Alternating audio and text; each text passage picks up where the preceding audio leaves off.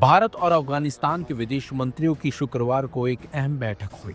खास बात तो यह है कि तालिबान सरकार के विदेश मंत्री आमिर खान मुत्ताकी और भारत के विदेश मंत्री एस जयशंकर आमने सामने बैठकर जब मीटिंग कर रहे थे, तब कोई झंडा नहीं लगा था। ये भारत का एक बड़ा कूटनीतिक दांव था, जिसमें सांप भी मर गया और लाठी भी नहीं टूटी। दरअसल जिस हॉल में मीटिंग हो रही थी, वहां ना तो भारत का तिरंगा लगा था, ना ही इस्लामिक अमीरात अफगानिस्तान यानी तालिबान का झंडा।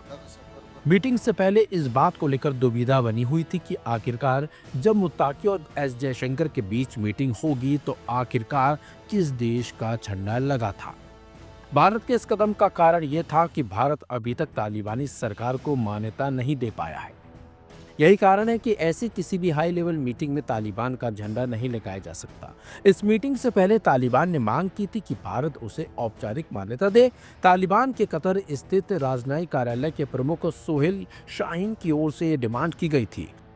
अगस्त 2021 में तालिबान के अफगानिस्तान की सत्ता में आने के बाद ये किसी मंत्री का पहला भारत दौरा है। मुत्ताकी और विदेश मंत्री एस जयशंकर के बीच ये बातचीत नई दिल्ली के हैदराबाद हाउस में हुई थी, लेकिन बैठक से जुड़े फोटो वीडियो में किसी भी देश का झंडा नहीं नजर आया, न दीवारों पर और न ही मीटिंग की टेबल पर। वैसे तो आमतौर पर किसी भी विदेशी मंत्री की यात्रा के दौरान दोनों देशों के झंडे एक साथ लगाए जाते हैं, पीछे की दीवार पर या फिर बैठक की टेबल पर झंडे रखे होते हैं। लेकिन इस बार ये परंपरा टूटी है। इससे पहले भी तालिबान के साथ मीटिंग हो चुकी है। जब अफगानिस्तान में भारत के प्रतिनिधि ने तालिबानी विदेश मंत्री मुत्ताकी से मीटिंग की थी, तब सिर्फ अफगानिस्तान का नया झंडा लगा था। क्योंकि मीटिंग अफगानिस्तान में हो रही थी, इसलिए होस्ट होने के नाते तालिबान अपना झंडा लगाने के लिए स्वतंत्र था। वही इस साल जब जनवरी में दुबई में विदेश सचिव विक्रम मिस्री और मुत्ताकी में मीटिंग हुई थी, तब भी किसी देश का झंडा नहीं लगा हुआ था। आपको बता दें, मुत्ताकी इस बार भारत में ही यात्रा पर आए हैं। इससे दुविधा पैदा हो गई थी कि आखिर भारत क्या करेगा। आपको बता दें, भारत ने पिछले महीने ही संयुक्त राष्ट्र सुरक्षा परिषद की बैठक में अंतर्राष्ट्रीय समुदाय से अपील की थी कि ये सुनिश्चित किया जाना चाहिए कि पाकिस्तान के 2 आतंकी संगठन अफगानिस्तान की जमीन का इस्तेमाल न करें। तालिबान की सरकार के कतर में राजदूत और अंतर्राष्ट्रीय प्रवक्ता ने साफ कहा है कि भारत समेत किसी भी देश के खिलाफ अफगानिस्तान की जमीन का इस्तेमाल नहीं होने दिया जाएगा। तालिबान सरकार के विदेश मंत्री ने पूर्व में विदेश सचिव और भारतीय राजनयिकों से मुलाकात में सुरक्षा चिंताओं को लेकर आश्वस्त किया था कि भारत के खिलाफ अफगानिस्तान की जमीन का इस्तेमाल नहीं होगा, लेकिन पाकिस्तान की नीयत और आतंकी संगठनों को लेकर भारत की आशंका हमेशा बनी रहती है। दरअसल तालिबान की मौजूदा सरकार से संबंध और संपर्क बनाने के पीछे भारत की एक मूल वजह पाकिस्तान के आतंकवाद को साधना भी है। तालिबान सरकार से संपर्क साधकर ही भारत के सुरक्षा हितों को साधा जा सकता है। भारत वही कर रहा है और इसलिए पहली बार तालिबान सरकार का कोई बड़ा मंत्री भारत दौरे पर आया है। हम तो यहाँ पे थे तो हमने भी सुनाया, मोहतरम ज़बीउल्लाह मुजाहिद साहब ने रिपोर्ट दिया कि काबुल में एक आवाज़ सुनाया, तो रात भर उसकी जो तलाश हुआ, अभी तक कोई नुकसान का कोई ख़बर नहीं आया है। और ये भी पता नहीं चला कि ये आवाज़ क्या चीज़ के थे, क्या उधर कोई मादनियात में काम करने वालों ने कुछ चीज़ों को धमाका दिया या कोई बात है। अलबत्ता सरहदी इलाकों में जो हमारे दूर दराज इलाके हैं, वहाँ पे कुछ अटैक हुआ है।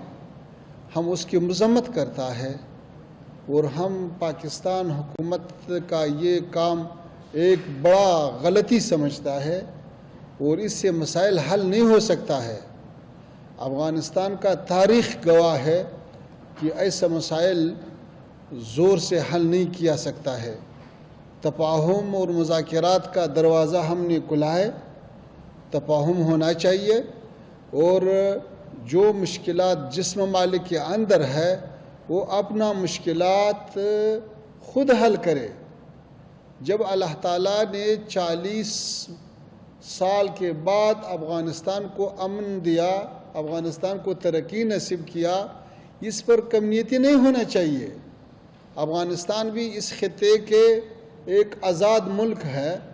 जब उधर अमन आया है तो फिर लोगों को क्यों तकलीफ़ है? ये अफ़गानिस्तान का लोग भी हकदार है, इंसान है, मुसलमान है, बशर है, ताकि इसी 4 सालों में जो सहूलियात आया है, जो अमन अमान आया है, जो तरक्की आया है, जो इक़्तिसाद और दूसरे शोबों में बेहतरी आया है, उसको और भी फ़रोग़ देना चाहिए। अफ़गानिस्तान में अमन और तरक्की ये सारे खित्ते के खैर में है। अफ़गानिस्तान, आपको पता है कि इस खित्ते में वो इत्तिसाल और ट्रांजिट और इक़्तिसाद का एक मरकज़ बन सकता है। ये जोग्राफिया ऐसा है कि सेंट्रल एशिया और जनूबी एशिया के दरमियान ये बेहतरीन नज़दीक रास्ता है वसल का, तो इससे फ़ायदा उठाना चाहिए। इस हालात को ख़राब करना नहीं चाहिए। हम जैसे हिंदुस्तान के साथ अच्छा ताल्लुकात चाहता है, पाकिस्तान के साथ भी अच्छा ताल्लुकात चाहता है, लेकिन ये ताल्लुकात दोनों तरफ से हो सकता है, एक तरफ से तो नहीं हो सकता है। इसलिए हमारा ख्वाहिश ये है कि ऐसे गलती को तकरार नहीं करना चाहिए। अफ़गानियों का हौसले नहीं आजमाया, उसको ज़्यादा छेड़ना अगर लोग करता है तो वो एक बार अंग्रेज़ से पूछे, फिर सोवियत यूनियन से पूछे, फिर अमेरिका से पूछे, फिर नाटो से पूछे, ताकि वो आपको थोड़ा सा समझाए कि भाई अफ़गानिस्तान के साथ ऐसा खेल करना ये अच्छा नहीं है। अफ़गानिस्तान का लोग, अफ़गानिस्तान का हुकूमत, अफ़गानिस्तान का जो मौजूदा सियासत है वो मुतवाज़िन सियासत है, वो सुलहामेज़ सियासत है, वो बिरादरी चाहता है, हम इक़्तिसादी रवाबित चाहता है, हम डिप्लोमेटिक रवाबित चाहता है। जब डिप्लोमेटिक रवाबित मौजूद है तो वही रास्तों से मुश्किल हल करना चाहिए।